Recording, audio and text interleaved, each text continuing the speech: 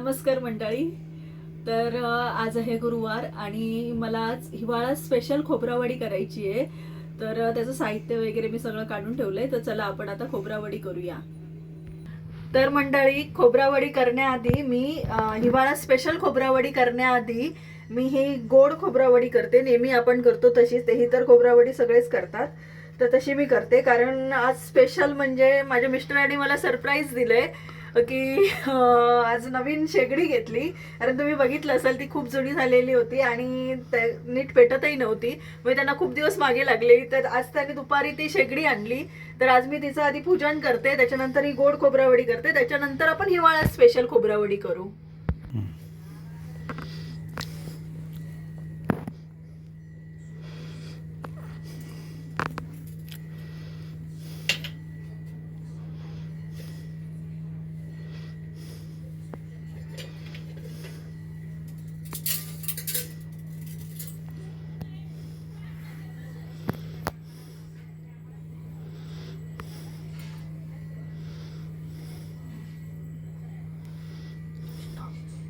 इथे साखर आहे, वेलची पावडर आहे आणि खोबरं आहे.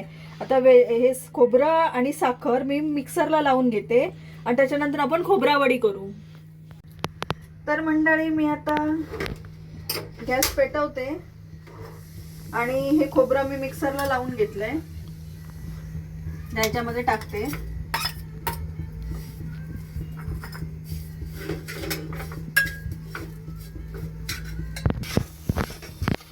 तर मंडळी, हे बघा, असं मंद गॅस करून असं ढवळत राहायला लागतं ते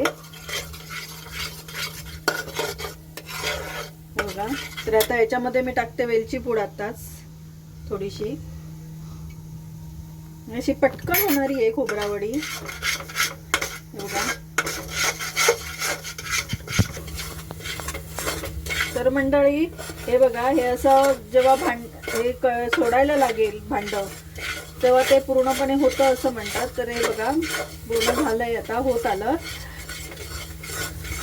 तर प्रमाण परफेक्ट असेल तर ते व्यवस्थित होतंच. त्यामुळे जेवढं खोबरं असेल तेवढीच साखर घ्यायची आणि पाव चमचा वेलची टाकायची. वेलची म्हणजे जसं खोबरं असेल त्या प्रमाणात सगळं टाकायचं. फक्त खोबऱ्याचं जेवढं प्रमाण असेल तेवढंच साखरेचं प्रमाण असलं म्हणजे बरोबर ती होते, काहीच हे होत नाही. तर मंडळी बघा, इथे हे असं मी थापून घेतलं ह्याच्यामध्ये, कारण खूप घाई झाली म्हणून मी दाखवलं नाही. ह्याला जरासं असं निमूट असं तेल लावायचं, किंचित थेंबर असं तेल घेऊन पूर्ण पसरवायचं थाळीला आणि त्याच्यानंतर असं हे थापून घ्यायचं. तर आता हे थापून तर झालंय. आता मी ह्याच्या वड्या पाडते बघा, अशा वड्या पाडायच्या. ह्याच्यामध्ये तुम्ही काजू वगैरे पण घालू शकता, काजूची पावडर करून अशी. आणि दुसरं म्हणजे काही ड्रायफ्रुट्स तुम्हाला जे आवडतात ते तुम्ही घालू शकता याच्यामध्ये, चांगले होतात. आंब्याच्या सीझनला आंबासुद्धा टाकला तरी आंबावडी पण छान होते. खोबरा आंबावडी अशी पण छान होते. आम्ही अशी ट्राय केली आहे, मी दाखवेन तुम्हाला करून नंतर. तर अशा प्रकारे ह्या वड्या पाडायच्या, म्हणजे ही आपली खोबरावडी आता तयार झाली आहे.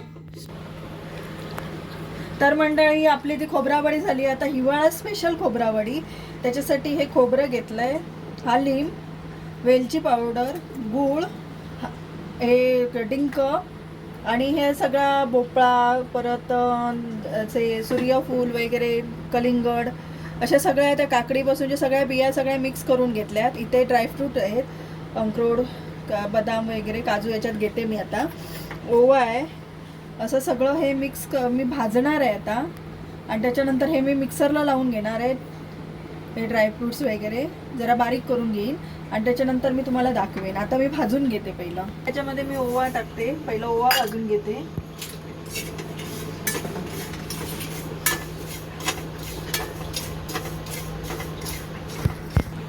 तर मंडळी, आपला ओवा भाजून झालाय. आता मी टाकते हालीम,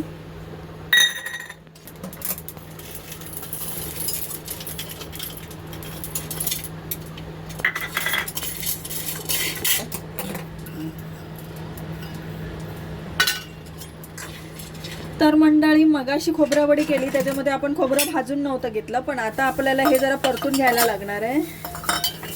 तर हे खोबरं जरासं मी परतून घेते. हे हिवाळा स्पेशल खोबरावडी करण्यासाठी मी हे सगळं वाटून घेतलंय. डिंक, हालीम वगैरे, ओवा सगळं याच्यामध्ये, ड्रायफ्रुट्स वगैरे जे काय सगळं होतं ते सगळं वाटून घेतलं. हे तीळ मगाशी दाखवले नव्हते ते मी भाजून घेतलेत. वेलची पावडर आहे, गूळ आहे, ते मेथी पावडर आहे आणि खोबरं आपण परतून घेतलेलं ते आहे. तर आता आपण हे सगळं करून घेऊया. तर मंडळी हे गूळ असं थोडंसं तूप टाकलं याच्यामध्ये आणि गूळ आता हे वितळवून घेते मी. त्याच्यानंतर मग हे सगळं ॲड करते त्याच्यामध्ये. तर मंडळी बघा, हे आता गूळ पूर्ण मी वितळून घेतलंय. त्याच्यामध्ये आता मी हे खोबरं टाकलं. त्याच्यामध्ये हे थोडंसं पावडर ही परत मी ॲड करेन थोडीशी. परत ही वेलची पावडर टाकते मी थोडीशी. त्याच्यानंतर मग ही मेथी पावडर, मेथी जरा जास्तच टाकते आणि हे तीळ. आता हे आपण असं परतवून घेऊया. तर मंडळी बघा, हे अशा प्रकारे हे मिश्रण सगळं आपण तयार करून घेतलंय. मस्तपैकी असं परतून घ्यायचं. हे आता असं हे सोडायला लागलंय टोप, त्यामुळे आता हे झालंय. तर आता मी हे एका थाळीमध्ये थापून घेते. बघा, मगाशी ही आपली हिवाळा स्पेशल खोबरावडी तयार झाली आहे. तर ते आता मी अशी कट करून घेते.